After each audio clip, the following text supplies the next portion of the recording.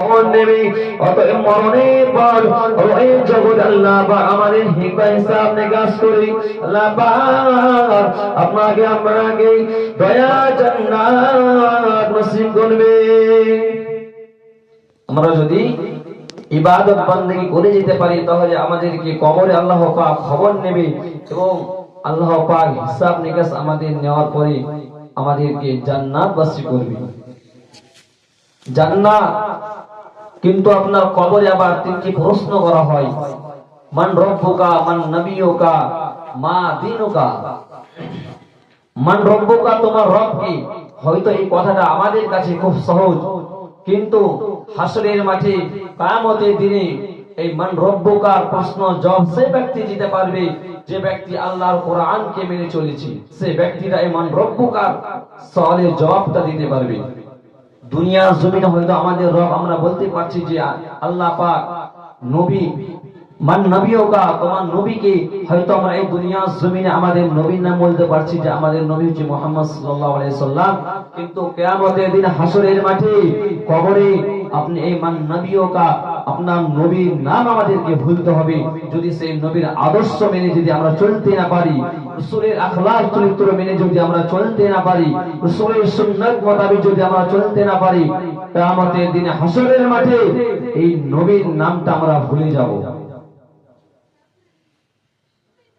আল্লাহ পাকের ফেরেশতা মুনকার নাকির যখন কবরে সওয়াল করবে মান রব্বুকা, তোমার রব কি? দুনিয়ার জমিনে হয়তো আমরা আজকে এই মান রব্বুকা সওয়ালের জবাবটা আসান বলে মনে করি। কিয়ামতের দিনে হাসরের মাঠে আপনার যখন আমার যখন মরণ হয়ে যাবে, অন্ধকার কবরে আমার পাড়া প্রতিবেশীগুলো, আমার গ্রামে মানুষগুলো ওই কবরে রেখে চলে আসবে। কবরে আমার কেউ খবর নেবে না। কবরে সকলে আমাকে আপনাকে তিন মুঠো করে মাটি দিয়ে দিয়ে সকলে ফিরে আসবে। আপনার কেউ খবর নেবে না। আপনি দুনিয়ার জমিনে অনেক ধন সম্পদ, টাকা পয়সা, জমি জায়গা রেখে গিয়েছে, কিন্তু না না না, আপনার সন্তান সন্তানেরা, আপনার পিতা মাতারা ওই জায়গা জমিগুলো ধন্যবাদগুলো সকলে মিলে বন্টন করে নেবে। আপনার কেউ খবর নেবে না। দুনিয়ার জমিনে থেকে আমাদেরকে ইবাদত বন্দেগি করে যেতে হবে। আল্লাহ রাসূল জানিয়েছে, ইদা মাতাল ইনসানু ইনকাদা আনহু আমালু, মানুষ যখন মৃত্যুবরণ করে মানুষের সমস্ত আমলনামা বন্ধ হয়ে যায়। মানুষের সমস্ত আমলনামা বন্ধ হয়ে যায়, মাত্র থাকে তার তিনটি আমল। মানুষ যখন দুনিয়া থেকে বিদায় নিয়ে যায় তখন মানুষের সমস্ত আমল নামাটা বন্ধ হয়ে যায়, থাকবে তার শুধু তিনটি আমল। সদকায়ে জারিয়া, সে যদি দুনিয়ার জমিনে কোনো সদকায়ে জারিয়া করে যায়, সদকায়ে জারিয়া মানে কোন একটা জিনিস যে দান করে গিয়েছে, ওই জিনিসটা মরণের পর পর্যন্ত ওই জিনিসটা জারি থাকবে। সে যদি কোন একটা মসজিদ মাদ্রাসা, সে কোন একটা গরিবের কলপাইখানা হোক, সে যা করে যাক, ওই জিনিসটা যদি ওর মরণের পরে যদি ভালো কাজে ব্যবহার হয় তাহলে কবরে শুয়ে শুয়ে সে সওয়াবটা পেতে থাকবে। সে কবরে শুয়ে শুয়ে সওয়াবটা পেতে থাকবে। আর যদি আমরা এই দুনিয়ার জমিনে থেকে ওই সদকার এই সদকায়ে জারিয়া করে যদি না যেতে পারি, তবে আমরা যে মরণের পর সমস্ত আমলনামা বন্ধ হবে, তার মধ্যে এই একটা, এই যে মরণের পর আমরা আশা করতাম যে আজকে আমি এটা পেতে পারি। দুনিয়ার জমিনে আপনার ছেলে মেয়ে, আপনি যত টাকা পয়সা ধন দৌলত রেখে যাবেন, আপনার সন্তান সন্তানেরা সকল ওইগুলো বন্টন করে নেবে। আপনার কবরের মধ্যে আপনি কি হালাতে রয়েছে, আপনি যে মরণের পর আপনার ছেলে মেয়েগুলো দান খয়রাত করবে, সদকায়ে জারিয়া করবে, আপনি আসেন না। কেননা এখন দুনিয়ার জমিনে ভাই ভাইকে চিনতে পারে না, ভাই ভাইকে চিনতে পারে না, ভাই বোনকে চিনতে পারে না। এখন আত্মীয়তা এত বিচ্ছিন্ন করে দেওয়া হচ্ছে, এত বিচ্ছিন্ন হচ্ছে শুধু সামান্য টাকা পয়সার জন্য।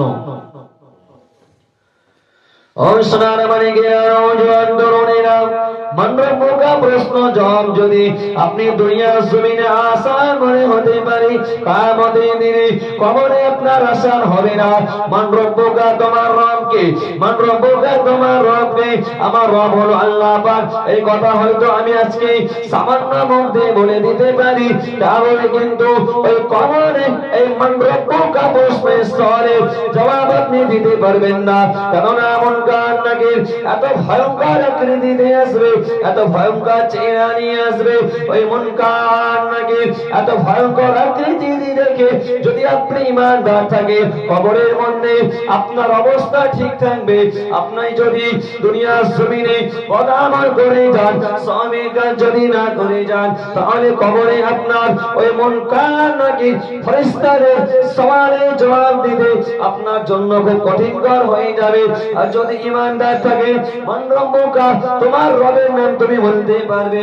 যদি আপনি দুনিয়ার জমিনে বদামল করে যান, কিন্তু ওই জায়গায় কবরে আপনি ওই সওয়ালের জবাবটা আপনি দিতে পারবেন না। কোরআন আল্লাহ পাক কি জানিয়েছে? আল্লাহ পাককে যদি মানতে হয়, আমাদের রব হলো আল্লাহ। আল্লাহ আমাদের নবীর উপর কোরআনকে নাযিল করে দিয়েছে। আল্লাহ পাক আমার নবীর উপর কোরআনটাকে নাযিল করেছে। ওই কোরআনটা আমাদেরকে যা আদেশ করেছে আমাদেরকে মেনে নিতে হবে। কোরআনটা আমাদেরকে ছাড়তে বলেছে, যে কাজগুলো নিষেধ করেছে ওইগুলো থেকে আমাদেরকে দূরে যেতে হবে। ও সোনার মাইকেরা, নওজোয়ান তরুণীরা, মায়েরা, বোনেরা, মহিলারা, ওই কোরআন আমাদেরকে যা আদেশ করেছে আমাদেরকে মানতে হবে। আল্লাহকে মানতে হলে আপনাকে কোরআনকে মানতে হবে। আল্লাহর কথা আপনার কোরআন, আল্লাহ স্বয়ং ওয়াজ করেছে, কোরআনটা আল্লাহ পাকের কথা। মান রব্বুকা, আপনি যে এই সওয়ালের জবাব দিতে পারেন তখনই পারবেন যদি আপনি ঈমানদার হন।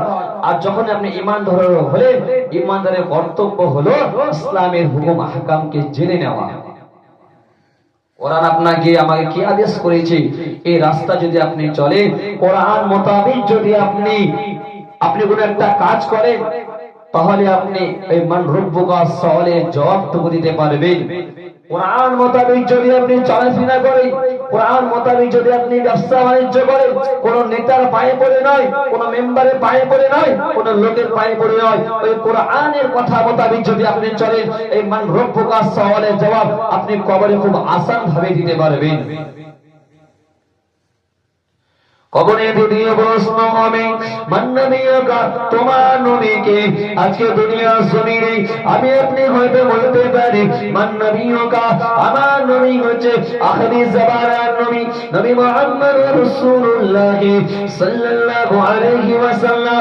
আজকে আমি আপনি দুনিয়ার জমিনে খুব আসান ভাবে বলতে পারি, খুব সহজ ভাবে বলে দিতে পারি, আমাদের নবী হলো মুহাম্মদ রাসূলুল্লাহ সাল্লাল্লাহু আলাইহি ওয়াসাল্লাম। এই দুনিয়ার একজন শিক্ষিত মানুষ বলতে পারবে, মূর্খ মানুষ আমাদেরকে বলতে পারে আমাদের নবী হলো নবী মুহাম্মদ সাল্লাল্লাহু আলাইহি ওয়াসাল্লাম। যারা সাহাবের কাজ করে তারা বলতে পারে আমাদের নবী মুহাম্মদ সাল্লাল্লাহু আলাইহি ওয়াসাল্লাম।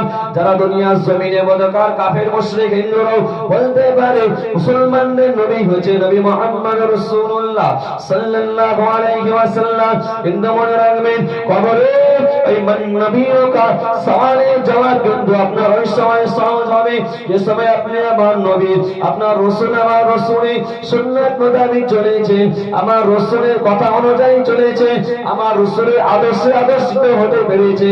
আমার নবী আমাদেরকে যা আদেশ করেছে, রাসূলের সাহাবারা যা আদেশ করেছে, আমরা যদি ওই রাসূলের সাহাবাদের আদেশ মোতাবেক যদি চলতে পারি, রাসূলের কথা মোতাবেক যদি চলতে পারি, কবরে ওই মান নবিয়ুকা সওয়ালের জবাবটা আমাদের জন্য আসান হয়ে যাবে। আর যারা দুনিয়া জমিনে নবীর আদর্শকে মানেনি, নবীর সুন্নাত মোতাবেক চলেনি, নবীর আখলাক চরিত্রকে আটকে ধরেনি, নবীর কথা মোতাবেক চলতে পারেনি, রাসূলের হাদিস মোতাবেক চলতে পারেনি, কিয়ামতের দিনে কবরের মধ্যে ওই ব্যক্তিটার ওই মান নবিয়ুকা সওয়ালের জবাবটা খুব কঠিনকর হয়ে যাবে। মান নবিয়ুকা, এই সওয়ালের জবাবটুকু আমরা হয়তো দুনিয়ার জমিনে বলতে পারি যে মান নবিয়ুকা, আমাদের নবী হচ্ছে নবী মুহাম্মদ রাসূলুল্লাহ সাল্লাল্লাহু আলাইহি ওয়াসাল্লাম। কিন্তু ওই সময় আপনি ওই সওয়ালের জবাবটা দিতে পারবে যে সময় আপনি এই দুনিয়ার জমিনে থেকে রসুলের সুন্নত মোতাবেক চলতে পারবেন, রসুলের আখলাক চরিত্র মোতাবেক আপনি চলতে পারবেন, রসুলের আদর্শে আদর্শিত হতে পারবেন, ওই সময় আপনি কবরের সওয়ালের জবাবটা দিতে পারবেন। যদি দুনিয়ার জমিনে ওই রসুলের সুন্নত মোতাবেক যদি না চলে, রসুলের আখলাক চরিত্রকে যদি আপনি আটকে না ধরেন, তাহলে আপনার জন্য ওই মান নবীও কা সওয়ালের জবাবটা খুব কঠিনকর হয়ে দাঁড়াবে। তার মধ্যে একটু সার কথা, মান নবীও কা আমাদের নবী, কিন্তু আমাদের নবীকে আল্লাহ পাক কত মর্যাদা দিয়েছে, কত ইজ্জত দিয়েছে। লাউলা কালামা ফালাকতুল আফলাক, আল্লাহ পাক জানিয়েছে আমি যদি নবীকে সৃষ্টি না করতাম, আমি দুনিয়ার জমিনে কোনো কিছু সৃষ্টি করতাম না।